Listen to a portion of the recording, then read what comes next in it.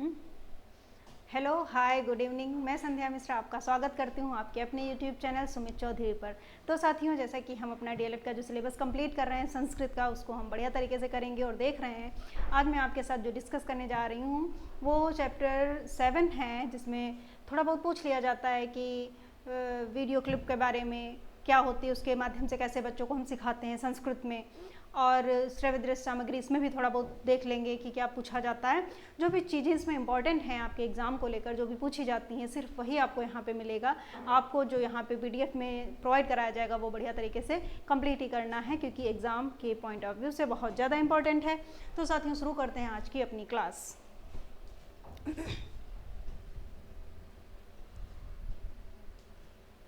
ठीक है साथियों, हाँ देखते हैं श्रव्य दृश्य सामग्री क्या होती है उसके बारे में हम जानेंगे। जैसा कि हम देख पा रहे हैं कि नाम से ही स्पष्ट होता है, श्रव्य दृश्य सामग्री।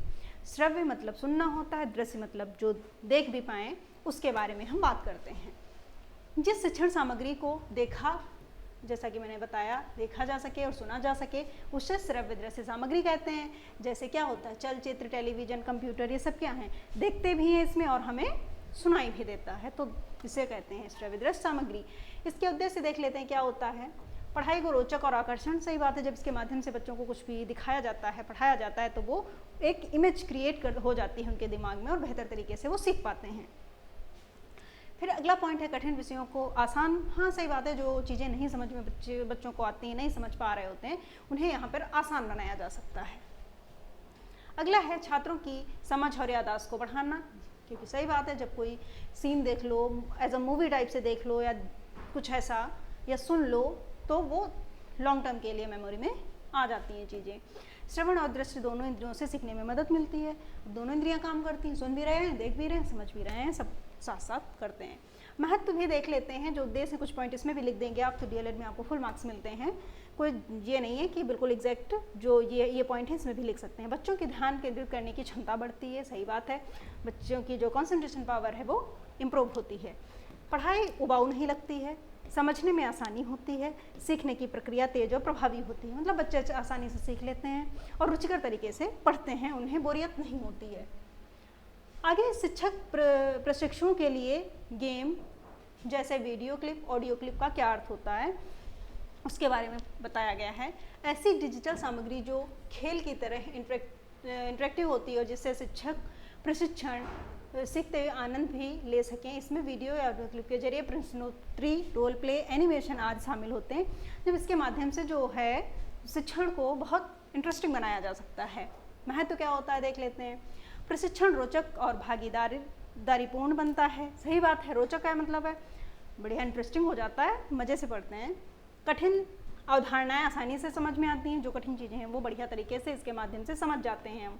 प्रशिक्षुओं की सोचने और निर्णय लेने की क्षमता बढ़ती है, जो प्रशिक्षु हैं उनकी निर्णय लेने की क्षमता का विकास होता है। सक्रिय सहभागिता से ज्ञान लंबे समय तक याद रहता है, ये बात भी सही है। यह शिक्षण को आधुनिक और टेक्नोलॉजी फ्रेंडली बनाता है, और टेक्नोलॉजी से जुड़ते हैं तो हम समझ पाते हैं चीज़ें कैसे काम कर रही हैं। आगे ऑडियो क्लिप क्या होती है इसके बारे में, जैसे कि आप देख पा रहे हैं, और यह ऐसा रेडियो बना हुआ है, आपको दिखाया गया है। इसके उपयोग क्या हैं। जो शिक्षक प्रशिक्षु इन क्लिप्स के माध्यम से किसी विषय की व्याख्या सुन सकते हैं, सही बात है, सुन सकते हैं, समझ सकते हैं। विशेषज्ञों के इंटरव्यू सुन सकते हैं, भाई कोई भी इंटरव्यू या कोई भी चीज़ हम सुन सकते हैं इसके माध्यम से। कहानी, कविता, संवाद भी सुनकर जो है अपना भाषाई कौशल को बढ़िया किया जा सकता है। किसी भी समय और कहीं भी जो इसके फ़ायदे होते हैं वो क्या होते हैं, किसी भी समय और कहीं भी सुन सकते हैं, सही बात है, कहीं भी हम इसकी सहायता से आसानी से सुन सकते हैं। सुनने की क्षमता और ध्यान केंद्रित करने की शक्ति बढ़ती है।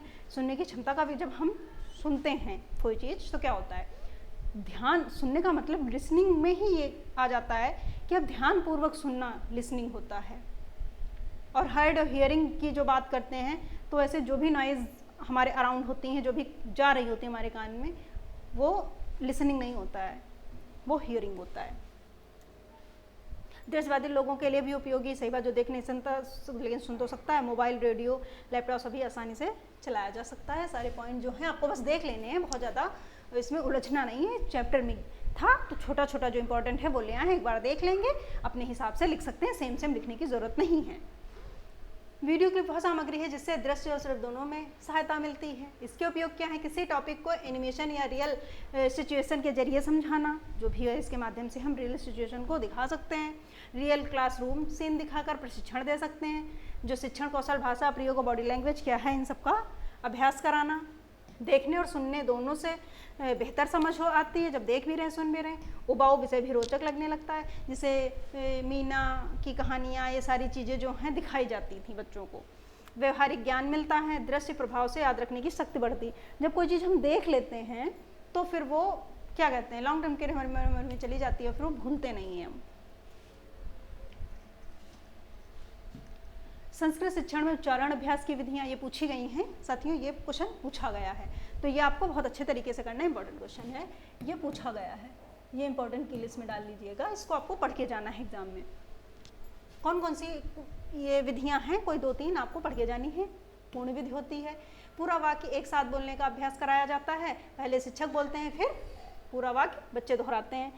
शिक्षक जैसे बोले सर्वे भवन्तु सुखिनः, तो छात्र पूरे वाक्य को एक बार में ही दोहरा देते हैं, सर्वे भवन्तु सुखिनः। खंड विधि में क्या होता है? वाक्य को टुकड़ों, जैसा कि नाम से स्पष्ट हो जाता है, टुकड़ों में बांटकर उच्चारण कराया जाता है। अब जैसे बोले शिक्षक ने कहा सर्वे, तो बच्चे ने कहा सर्वे। शिक्षक ने कहा भवन्तु, तो बच्चों ने भी कहा भवन्तु। शिक्षक ने कहा सर्वे भवन्तु सुखिनः, तो सुखिनः भी बच्चे बाद में तोड़ तोड़ के, मतलब खंड विधि। फिर साथियों पूर्ण तथा खंड विधि होती है। पूर्ण तथा खंड नाम से पहचान लीजिएगा। पहले खंड में अभ्यास होता है, फिर पूरा जो वाक्य वो दोहराया जाता है। दोनों का जो पूर्ण विधि खंड विधि पढ़े उसका ये मिक्सचर होता है। जैसे सर्वे, तो छात्र जो शिक्षक बोलेगा दोहराएंगे। भवन्तु छात्र, फिर पूरा सर्वे भवन्तु सुखिनः एक साथ बोल देंगे। ध्वन्यात्मक विधि में क्या होता है? प्रत्येक शब्द की ध्वनि जो है उस पर ध्यान देना सिखाया जाता है कि जो ध्वनि है उस पर हम ध्यान कैसे देंगे। जैसे भा और ये षटकोण वाला सा जैसी ध्वनियों को ध्यान दिया जाए। सुखिनः में कैसे इसको बोलना है और समझना है, इसको देखते हैं। अनुकरण विधि में क्या होता है? शिक्षक जो बोले छात्र ठीक वैसा ही करें। मतलब अनुकरण करना का मतलब होता है कि देख अनुकरण करके सामने वाले ने या शिक्षक ने जो बोला, बच्चों ने उसका अनुकरण किया, वैसा ही बोलने का प्रयास किया। शिक्षक बोले सर्वे भवन्तु सुखिनः, उसी छात्र उसी लय में बोलेंगे। मतलब बिल्कुल अनुकरण का मतलब होता है कॉपी करना। जैसे शिक्षक ने कहा सर्वे भवन्तु सुखिनः, तो बच्चों ने भी कहा सर्वे भवन्तु सुखिनः। मतलब वो उसी लय और ताल को समझने की कोशिश करते हैं। हमें ऐसे गा के बोले तो गा के बोलना है, नॉर्मल बोले तो नॉर्मल बोलना है। उपकरण विधि में इन सब की हेल्प लेते हैं, ऑडियो वीडियो, इनकी सहायता से उच्चारण अभ्यास करवाते हैं। मोबाइल ऐप, ये जो भी चीज़ें हैं आपको पता है। फिर है वाचन के प्रकार क्या होते हैं, ये पढ़ लेते हैं हम लोग। वाचन क्या होता है? किसी लिखित सामग्री को पढ़कर बोलना। वाचन का मतलब ये होता है जो भी किताब है या कुछ भी लिखित सामग्री होती है उसको हम जो बोल रहे होते हैं, पढ़ रहे होते हैं, बोल रहे होते हैं, तो पढ़कर बोलना है, समझना वाचन प्रक्रिया कहलाता है। वाचन की प्रक्रिया में जिसमें हम किसी भी पाठ या वाक्य को ध्यान से पढ़ते हैं, कभी जोर से और कभी मन में ही। मतलब वाचन कभी जोर पढ़ते हैं, कभी मन में पढ़ते हैं, तो वाचन दोनों प्रकार का होता है। फिर इसमें क्या आता है? मौन वाचन, मौन वाचन, अनुकरण वाचन, 3 प्रकार के वाचन बताए गए हैं। सस्वर वाचन क्या होता है? जब किसी पाठ या वाक्य को जोर आवाज से पढ़ा जाता है सस्वर स्वर के साथ, तो उसे सस्वर वाचन कहते हैं। इसमें उच्चारण, लय, गति की स्पष्टता पर ध्यान दिया जाता है। लाइन बहुत बढ़िया तरीके से मेंशन करी गई है, आपको ध्यान रखनी है। इसके उद्देश्य क्या होते हैं? शब्दों का सही उच्चारण, ध्वनि और लय का प्रवाह। मतलब जब आप सस्वर वाचन करते हैं, स्वर सहित वाचन करते हैं, तो आप तेज बोलकर बढ़िया से स्पष्ट, इसमें आपको अपनी गति, लय, कहाँ पे रुकना है, ठहराव, सारी चीज़ों का ध्यान रखना होता है। इससे क्या होता है? आत्मविश्वास बढ़ाना, श्रोताओं को अर्थ के साथ भाव भी समझना। महत्व क्या है? बोलने की कला विकसित करना। ठीक है, सस्वर वाचन जब होगा, उतार चढ़ाव, लय, गति सब पता होगी, तो इससे क्या होगा कि बोलने की कला विकसित होगी। पढ़ते समय श्रवण कौशल भी विकसित होगा। छात्र सार्वजनिक रूप से बोलने में निडर बनते हैं। समझ और पाठ से जुड़ाव बेहतर होता है। ये सारे पॉइंट आपको देख लेने हैं। फिर अनुकरण वाचन, जब जैसे कि अभी पीछे हम लोगों ने पढ़ा, जब विद्यार्थी शिक्षक द्वारा पढ़ाए गए शब्दों, वाक्यों, पंक्तियों को वैसा ही दोहराते हैं, अनुकरण करते हैं, तो उसे अनुकरण वाचन कहा जाता है। उच्चारण लय की नकल करते हैं। उद्देश्य क्या है? शुद्ध उच्चारण का अभ्यास कराना, संस्कृत या हिंदी जैसी भाषाओं में सही स्वर एवं ध्वनि सिखाना, सुनकर स्मरण शक्ति बढ़ाना, शिक्षक के वाचन से सही भाषा शैली सीखना। इसके महत्व देख लेते हैं। बच्चों में सुनने और दोहराने की आदत को विकसित करना। कमजोर बालकों के लिए यह विधि बहुत सहायक होती है। उच्चारण संबंधी त्रुटियां कम होती हैं। भाषाई कौशल और समझ में स्पष्टता आती है। जो पॉइंट्स लिखे गए हैं आपको एक बार पढ़ लेने, अपने हिसाब से लिखने, बिल्कुल सेम सेम आपको रटने नहीं है, ये ध्यान रखना है।